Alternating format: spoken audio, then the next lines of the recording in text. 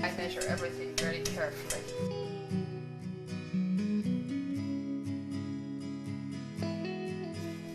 This takes a little practice.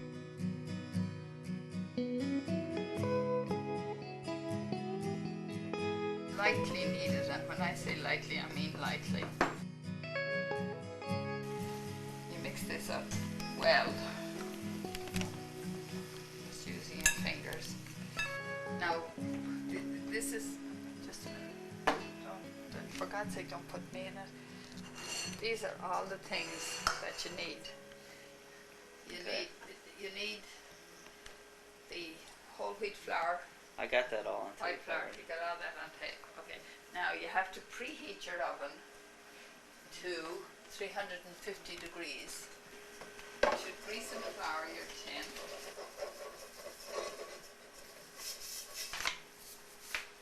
That's the part I like, no measuring cups.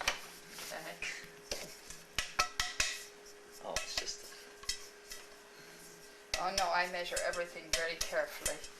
I'm not one of these people throw it all in together and it comes out fine. That doesn't work for me. Okay, now your tin is greased and floured. Oops. Okay.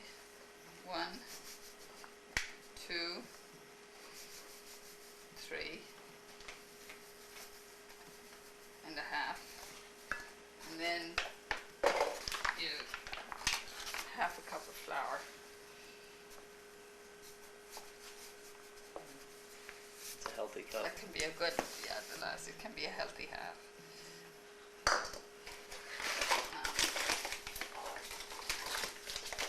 8 teaspoonfuls of sugar. 1,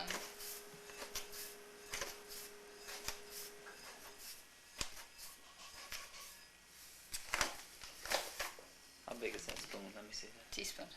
Okay.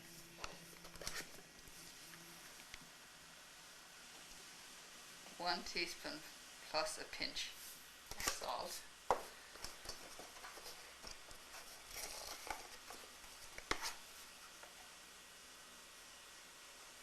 1 good rounded teaspoonful of baking soda, and make sure you get all the lumps out.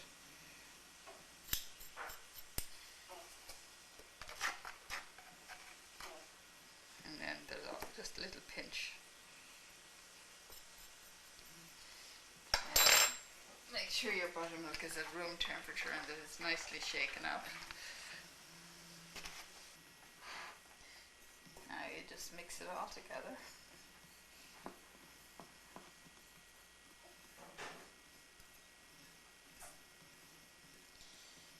Now the amount of buttermilk you're going to need is going to depend on the amount of humidity in the atmosphere. But just to give you an idea, I'll put it in a measuring cup, so I usually just pour it in. You mix this up well, just using your fingers.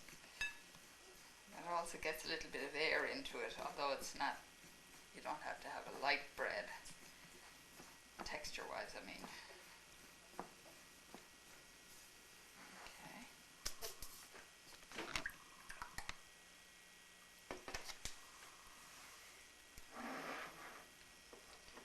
Okay. That's 1 cup. I know that you need close to 2. So.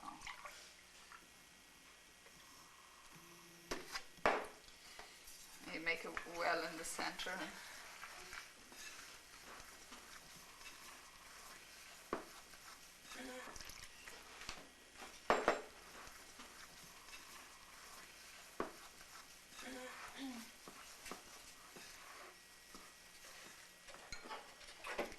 Big thing is you don't over mix it. It's like a good muffin mix.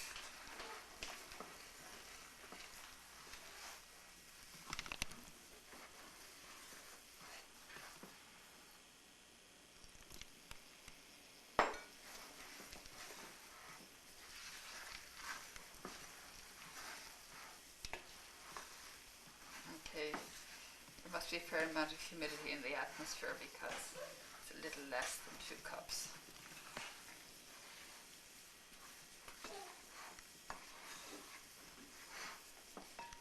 I handle this bread very lightly, which I think makes the texture a little nicer. So I use a spatula to quickly scrape it all from the sides. And this takes a little practice, so don't worry. But the thing to remember is it will always be edible. You can even make pancakes with it. Now you just sprinkle enough flour. That's white flour. White flour to coat it. So it's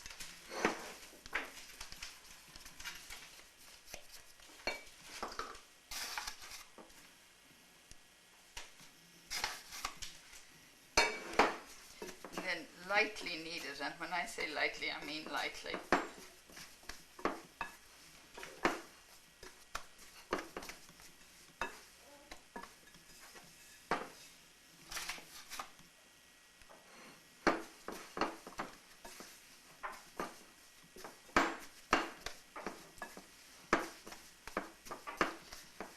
Some people knead it just like this. You can do it whichever way you feel comfortable with. And then you just turn the cracked side down into your pan as best you can. And if you don't quite make it like I didn't right there, there's nothing to stop you doing this. Again, I'm not handling it. Give it a few extra. Now, see, nice and smooth on the top. And then you take your knife, just cut it like that. That.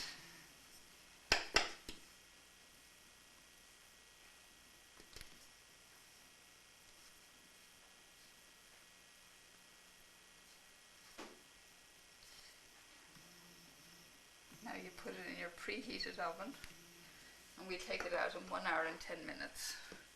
Okay. I can do this over. Now what are you listening for there? Hollow sound. It is done, you know, so just a minute. And that's been a bare hour because it's electric. So, and your oven may run a little hot. So do you have a wire tray?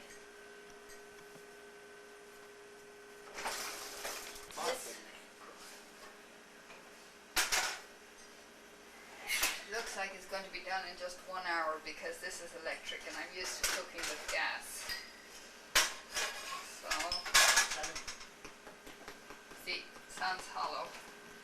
And you don't have a wire tray, so I'm setting it on 2 forks to cool because it has to have air, otherwise it gets soggy.